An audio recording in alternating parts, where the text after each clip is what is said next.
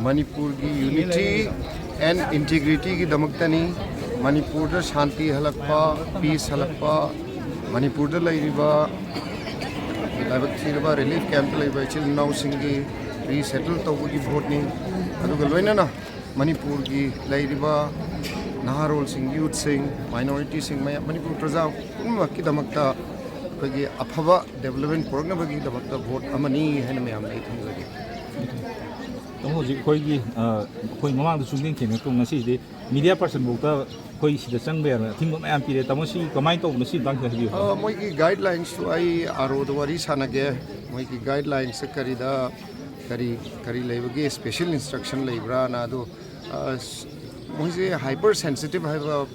polling station khadi lebne adugi kari gumba thing ba lebra khot prai do ai hange aduga at the same time media ki chilinau singda apanba kitang keno to si live thibani ai bhajana clarify to bai to jage kasing candidate na vote se cast to matam da ki media singna film to gi adugi tanja do adu phangadawni hai se myam dai thamjabani adugu special khara mafam matai da khara keno thok duna thok gi pau tabna maram oirga moi khara hin section bo ram bai ai clarification ma lo the election results se kari expectation lai myam gi akhoi gi de koi Bharatiya Janata Party na Manipur kannabagi thabak thoram tawriba myam sida base tawraga maina fight to the election ni adana praja myam na phajana khangbi rabni na koi Manipur kannabagi ILP purakpa degi fencing to hanba FMR remove to na chingba ade NRC to na bagi koi na kan mathaw lokatna chingba si myam si to jarabani na ai soidana Manipur praja myam na koi Bharatiya Janata Party na sumba tawpiriba ai sama candidate ojariba ai wona thajaba thambiraga lakadoriba koi parliament session sida अथुब मतमदा अखोई central लीडर्सिंग तानरगा शांति piece पुरकनबा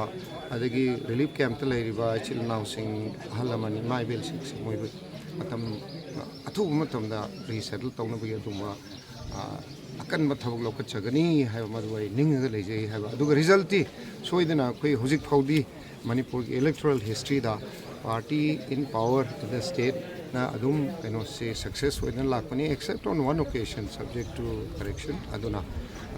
हंतकसु अदुम कोई भारतीय जनता पार्टी की कार्यकर्ता honourable MLA honourable CM होनबीदना हंतक प्रजा मियाम mainly प्रजा मियाम ने सपोर्ट तौबिरगा सोइदना माय पाक ईश्वर तो ओइनबेदम तो ईश्वर खुरमजरी है थमजरी